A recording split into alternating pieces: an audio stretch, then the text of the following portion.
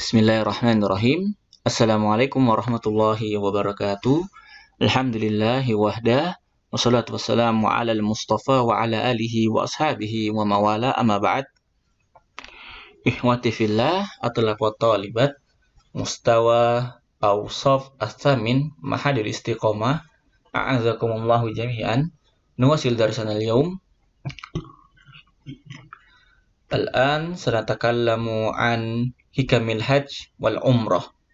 Nah, insya Allah pada kesempatan hari ini kita akan membahas tentang hikmah daripada haji dan umrah. Nah, ini hikam ya. Hikam ini jamak daripada hikmah. Oke, kita baca. Al-hajju minal ibadat hauliyat al-azimah syara'ahu Allah Ta'ala ala ibadihi. Nah, ini haji merupakan ibadah yang mulia ya, yang hanya dilaksanakan setahun sekali. Yang Allah syariatkan kepada hambanya. Lahu manafi wa ahdab azimah tahdi ila khairin fid dunya wal akhirah. Yang mana ibadah haji ini memiliki manfaat dan tujuan yang sangat mulia. Yang menunjukkan kepada kita itu kebaikan dunia dan akhirat.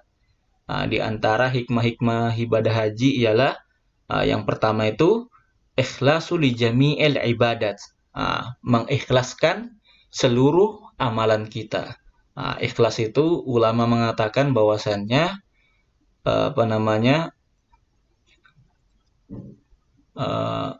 menyempurnakan atau memurnikan ketaatan hanya kepada Allah Subhanahu wa taala. Artinya ibadahnya itu hanya benar-benar kepada Allah Subhanahu wa taala, jauh dari syirik besar dan syirik kecil ya.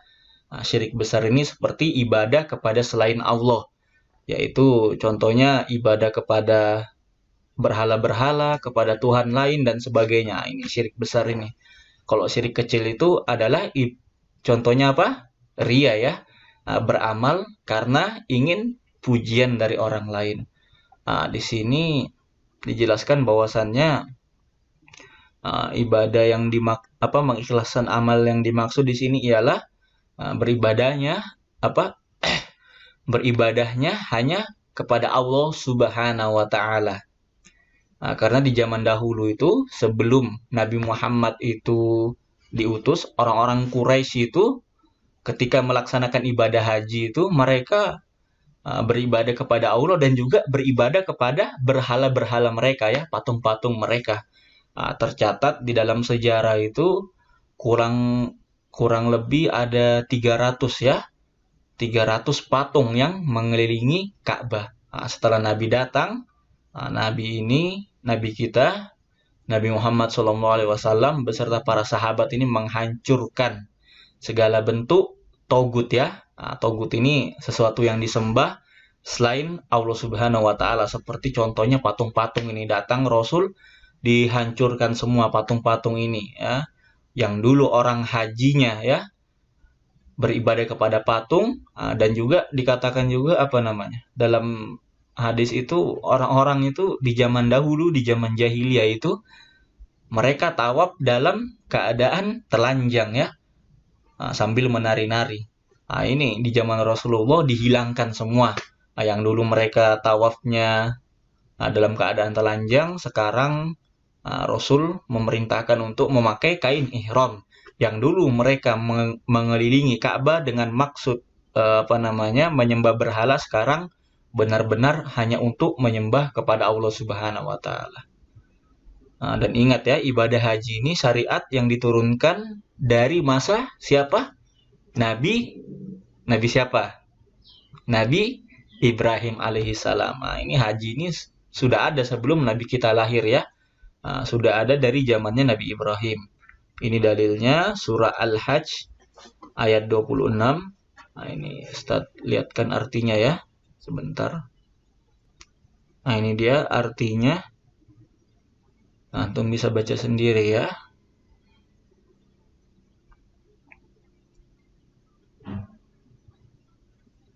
Kita lanjut. Yang kedua yaitu nailul maghfirah wal jannah. Mendapatkan ampunan dan surga Allah Subhanahu wa taala. Ini sesuai dengan hadis riwayat Bukhari dan Muslim Nabi berkata, al-umratu ilal umrati kaffaratun lima bainahuma. Di antara umroh satu dan umroh lainnya, artinya ketika kita mengerjakan dua ibadah umroh, misalkan bulan ini kita umroh, 2 bulan sebulan ke depan kita melaksanakan umroh lagi. Di situ kata Rasulullah kafaroh, penghapus dosa di antara kedua umroh ini. Masya Allah ya. Dihapuskan dosa kita ketika kita melaksanakan umroh. Wal hajju al mabrur laisa lahu jazaun illal jannah. Ini haji yang mabrur. Ini laisa lahu jazaun illal jannah. Tidak ada balasan yang pantas baginya kecuali apa? Jannah, surga Allah Subhanahu wa taala. Masya Allah ya. Ini haji mabrur itu orang-orang yang benar-benar hajinya ikhlas hanya kepada Allah Subhanahu wa taala, bukan karena mencari gelar Pak Haji ya. Ini kalau niatnya hanya mencari gelar Pak Haji atau mau dipanggil haji, ya lebih baik tidak usah berhaji ya. Karena akan sia-sia ibadahnya. Ini bahkan Masya Allah ya, pernah Ustadz tonton itu ada film pokoknya kalau nggak salah. Ada ya calon-calon DPR ya, calon-calon legislatif atau bupati dan lain sebagainya. Demi meninggikan namanya supaya supaya lebih dianggap religius, dia naik haji ya, akhirnya namanya ditulis depannya ditambahi ya, haji. Padahal ya inti daripada ibadah haji itu bukan untuk cari gelar ya. Ini orang-orang yang begini percuma hajinya ya. Ini lagi hadis dari Abu Hurairah, Rasul berkata, man hajja hazal bait falam yarfus. Barang siapa yang melaksanakan ibadah haji di Baitullah, di Ka'bah, falam yarfus, tidak melakukan kejahatan ya, tidak melakukan kefasikan, tidak berucap kotor, artinya lisannya dijaga, nggak ngomong aneh-aneh, nggak ngomong kotor, nggak ngomong binatang, nggak maki-maki, nggak gibah dan lain sebagainya. Roji'a kama waladathu ummuhu, dia akan diampuni dosanya seperti bayi yang baru keluar dari perut ibunya. Masya Allah, ini fadilahnya, keutamannya keutamaan ibadah haji ya. Orang-orang yang haji, yang hajinya benar, yang hajinya tulus hanya kepada Allah, ketika dia pulang dari tanah suci itu seperti bayi yang baru dilahirkan. Masya Allah ya, bayi dilahirkan tuh tidak ada dosanya. Ini pahalanya ya, fadilah atau keutamaan orang-orang yang melaksanakan ibadah haji dengan ikhlas ya. Rawahun Nasai, hadis riwayat Nasai. Ini yang tak ini Miftahul Afaq wal Ma'arif. Ini Ustaz kurang paham artinya ya, kita lewati aja. Yang kemudian yang keempat, talbiyatun nidain Nabi Ibrahim alaihissalam. Menjawab panggilan Nabi Ibrahim alaihissalam. Ini Ustaz katakan tadi ya di awal bahwasannya ibadah haji itu sudah ada dari zaman Nabi siapa? Nabi Ibrahim ya, bukan zamannya Nabi Muhammad. Adapun Nabi Muhammad itu di zaman beliau itu hanya melanjutkan syariatnya Nabi Ibrahim ya, dan memurnikan ibadah haji yang dibawa oleh Nabi Ibrahim. Ini sudah ya begitulah seiring berjalannya waktu, ibadah haji ditambah-tambah, akhirnya ya ditaruh berhala di situ. Barulah di zaman Nabi ini dikembalikan ya haji seperti semula. Haji yang bebas dari syirik, khurafat dan lain sebagainya. Ini dalilnya ini ya. Al-Hajj ayat 40 berapa ini? 42 ya. Wa adzin fin nasi bil hajj. Ini Allah katakan kepada Nabi Ibrahim, azankanlah kepada manusia, artinya umumkanlah, beritahukanlah kepada manusia ini tentang ibadah haji. Yaitu karijalan wa ala kulli domir. Orang-orang akan datang ke mana? Ke Baitullah dalam keadaan berjalan kaki dan menaiki kendaraan ya. Waktu itu ya naiknya kalau ndak kuda, onta. Ya'tina min kulli fajjin amik. Manusia datang dari penjuru dunia. Masya Allah ya. Kalau kita ngerjakan ibadah haji, insya Allah ya, antum mudah-mudahan nanti, kalau nggak antum, orang tua antum atau keluarga antum ada yang bisa haji ya. Di situ manusia dari seluruh penjuru dunia itu berkumpul. Orang Afrika yang hitam-hitam, orang Eropa yang putih-putih, orang Asia yang pesek-pesek. Nah, semuanya datang ke Baitullah ya. Nah, ini.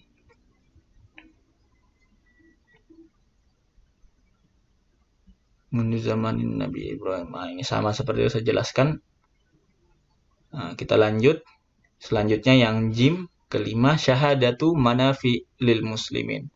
Nah, menyaksikan manfaat-manfaat bagi muslimin. Ya, manfaat bagi orang-orang muslim. Nah, ini firman Allah, liyashhadu manafi'a lahum wa yadhkuru smallahi fi ayyamin ma'lumat. Nah, ini kita baca langsung anunya aja ya, langsung penjelasannya. Wa min manafi'il hajj syahadatu tauhidullahi ta'ala. Nah, di antara manfaat ibadah haji adalah kita menyaksikan keesaan Allah Subhanahu wa taala. Nah, kenapa kita menyaksikan keesaan Allah? Nah, karena manusia itu semuanya berkumpul di Ka'bah ya, memutari Ka'bah, putarannya itu melawan jarum jam ya. Semuanya hanya beribadah kepada Allah Subhanahu wa taala. Ya, semuanya mengikuti syariat yang satu, yaitu syariatnya Allah. Nah, ini menunjukkan Allah Maha Esa. Makanya ibadah haji itu sama semua ya. Sa'i, tahalul, tawaf, tidak ada ibadah aneh-aneh ya. Nah, nggak ada joget-joget di sana, nggak ada ibadah-ibadah apalagi yang dibuat-buat. Pokoknya sesuai dengan syariat semua. Nah, ini menunjukkan bahwasannya yang membuat syariat itu hanya satu ya. Nah, kalau yang membuat syariat itu banyak ya, mestinya orang berbeda-beda ya ibadahnya di sana, tapi semuanya sama di tanggal yang sama, hari yang sama, jam yang sama, melakukan ibadah yang sama. Tak ni ya'budunallah ta'ala wahda ya'tuna bitika wajhil karim duna riya wala sum'a. Ini mentauhidkan Allah juga, yaitu dengan hanya mengharap pahala dan tidak riya dan sum'ah. Nah, ini riya artinya ingin dipuji orang ya, beribadah karena ingin dipuji orang, ingin dilihat orang. Nah, ini riya. Kalau sum'ah, ingin didengar ya, namanya masyhur karena ibadah. Ini sum'ah ini. Bal yuwahidunahu mukhlishina lahu ta'ala karena tauhid bainal ibadati wa baina ma yati lillahi. Sama seperti saya jelaskan. Selanjutnya at-ta'aruf wat tanasuh. Berkenalan dan saling menasihati. Ini dia. Karena apa namanya? Karena ketika kita melakukan ibadah haji itu, ini semua orang dari penjuru dunia itu datang ke tempat yang sama ya. Kita berkenalan. Masya Allah ya, kalau kita ke sana itu kita dengar berbagai macam bahasa ya, yang ngomong Inggris ada, ngomong Turki, ngomong bahasa Afrika, bahasa Inggris, bahasa Spanyol, ada semua di sana ya. Saling kenal mengenali ya. Minimal kalau kita nggak tahu bahasanya orang, ucapkan aja Assalamualaikum. Pasti paham semua ya. Tentunya orang-orang yang masuk di Ka'bah dan yang bukan masuk di Ka'bah ya, mohon maaf, yang masuk di kota Mekah dan Madinah ini hanya orang-orang yang beriman, orang-orang Muslim ya.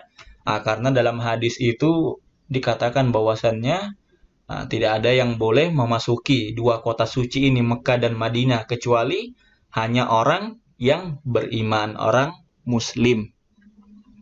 Makanya tidak ada di sana orang-orang kafir ya.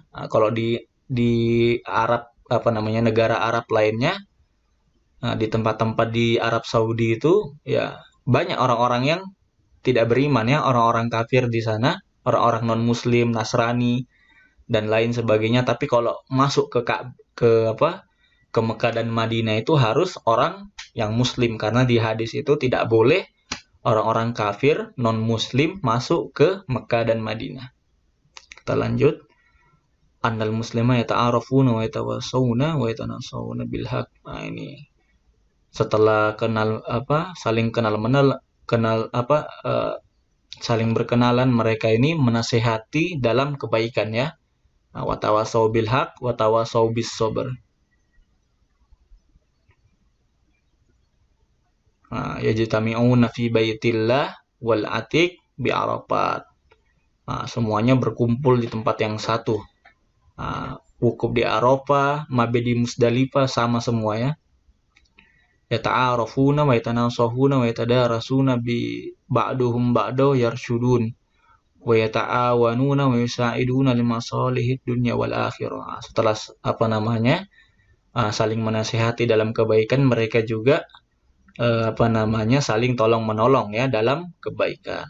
Nah, terakhir tafaqquh fid dini tafaqquhu fi dinillahi ta'ala. Nah, menjadikan kita ini bertafaqquh, artinya belajar tentang agama Allah Subhanahu wa taala, lebih paham dengan agama Allah Subhanahu wa taala. Min mana fil hajj al-azimah annahum yatadarasuna fima bainahum dinillahi ta'ala.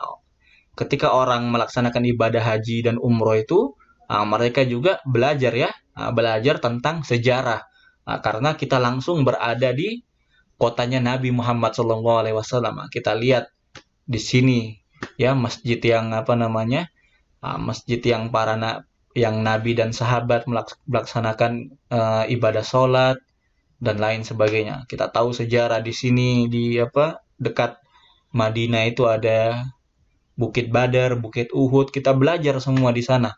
Nah, kita lihat tempatnya tempat para nabi dan sahabat ini berperang, tempat turunnya wahyu, kita belajar ya. Dan juga ketika ketika kita melaksanakan ibadah haji dan umroh itu biasanya ada ustadz-ustadz ya. Dan kebanyakan itu kalau travel bagus itu ustadz yang belajar di Mekah dan Madinah langsung jadi pembimbing kita. Masya Allah ya, langsung belajar di sana, belajar dengan tempat sejarah ya, tempat turunnya Nabi Muhammad dan turunnya wahyu. Masya Allah.